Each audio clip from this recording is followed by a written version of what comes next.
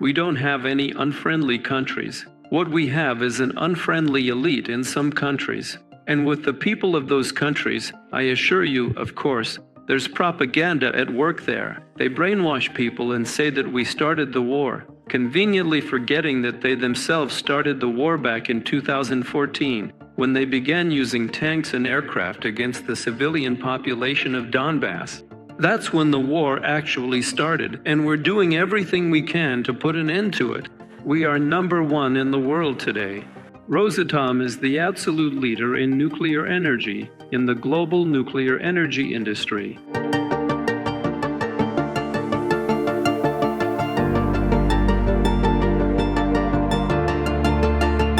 I'm a bit of an unconventional nuclear specialist. I graduated from the Higher School of Economics and decided to break the stereotype that only technical professions thrive at Rosatom. I've been working in the industry for 15 years now, promoting Russian nuclear technologies abroad. You are absolutely right to point out that today we're building abroad. Right now we're constructing 22 units, and there are 41 units in our international portfolio. Those are some very impressive numbers. We've worked toward them, we're moving forward, and we're delivering. Of course, objectively, after 2022 we shifted our focus.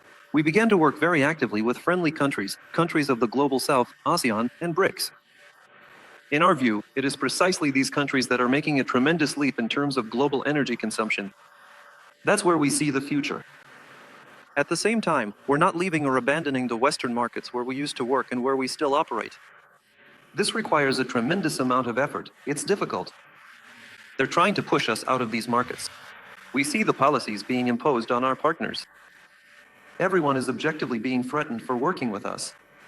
Nevertheless, we continue, we keep fighting for these markets, we are not backing down. And of course, I can't help but ask, how should we continue to build proper relations with the Western world? Naturally, all of us in the nuclear industry closely followed your negotiations with Donald Trump. This is important to us, especially in the international sector. Of course, for us and for me personally, we really want to know what you think. Vladimir Vladimirovich, should we keep fighting for Western clients? Or should we wait until common sense prevails over some political games, and then continue constructive work with our partners? And overall, where are relations with the US headed? I think everyone in this room is very interested in this question. Will we be able to build any kind of constructive, pragmatic cooperation with our Western partners? Thank you. Please have a seat. You said that after the start of the special military operation, we have been building relationships mostly with our partners in friendly countries. But we used to work there before, too. If we're being honest, what projects have we actually lost from these so-called unfriendly countries? By the way, we don't have any unfriendly countries. What we have is an unfriendly elite in some countries. And with the people of those countries, I assure you, of course, there's propaganda at work there. They brainwash people and say that we started the war, conveniently forgetting that they themselves started the war back in 2014, when they began using tanks and aircraft against the civilian population of Donbass. That's when the war actually started, and we're doing everything we can to put an end to it. But that's not what I'm talking about right now. I'm talking about where our main cooperation used to be, right? With friendly countries. Where did we have our main orders? In the People's Republic of China, in India, and in Bangladesh.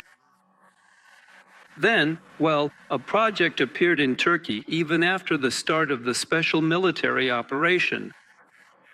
And by the way, that's a NATO country. So what have we actually lost from what we had before? Only Finland. We're even continuing in Hungary.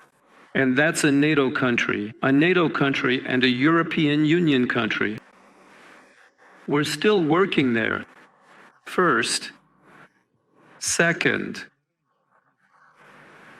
What we used to do in those countries you called unfriendly, well, we're still doing it there. We're still supplying nuclear fuel, and in decent volumes. We're providing services. We are almost in the same volumes. So, there are some new developments, especially in the field of nuclear medicine and other related areas.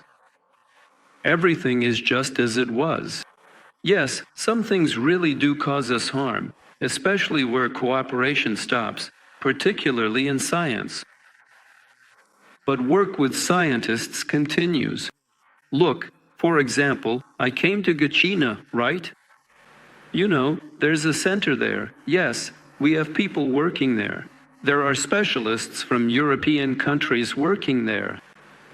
And it's fine, everything's normal. These specialists are from countries with which we've had all kinds of different relationships at various points in history. They've always worked with us, even when the atomic bomb was being developed. Well, as we know very well, I'm not going to go into details now, but many specialists who worked in Los Alamos in the US were also cooperating with Russia at the same time. They weren't just ordinary spies in the literal sense of the word. They weren't spies at all. They were simply intelligent people. And they understood that in order to protect humanity from the genie they were letting out of the bottle, it was necessary to create a balance. That's exactly what they did. By working with, by helping our scientists as well. And our people could have managed just fine without that support. But those people did it deliberately. And that includes German specialists, American ones, everyone. And this community of intelligent people, it has never been completely destroyed, and it never will be. Science, just like sports and art, is meant to bring people together. That's how it's always been. I'm 100% sure, and that's how it will always be. And no one will ever succeed in destroying this scientific community. As for purely pragmatic issues related to business, well, we have enough orders. We are #1 in the world today. Rosatom is the absolute leader in nuclear energy, in the global nuclear energy industry. No other company in the world is building as many facilities overall, or as many facilities abroad. I just said this from the podium. It speaks to the quality of Rosatom's projects. It speaks to their safety.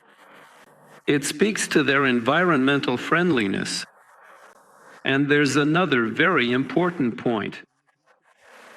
We don't hook our partners in just to build something and then, create a market and keep that market under our control all the time.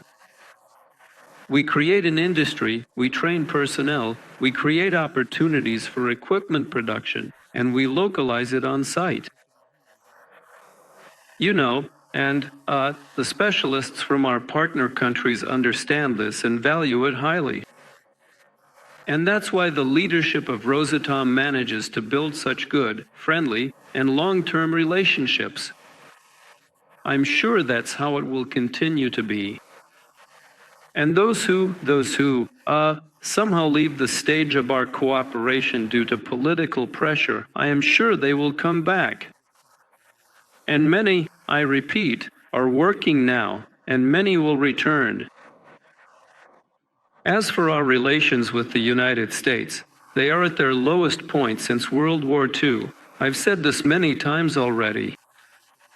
But with the arrival of President Trump, I think a light at the end of the tunnel has finally appeared. And, just now we had a very good, substantive, and frank meeting in Alaska. Contacts are continuing at the level of our ministries, agencies, and companies. I really hope that the first steps that have been taken are just the beginning of a full-scale restoration of our relations. But this does not depend on us. It depends primarily on our Western partners, in the broadest sense of the word.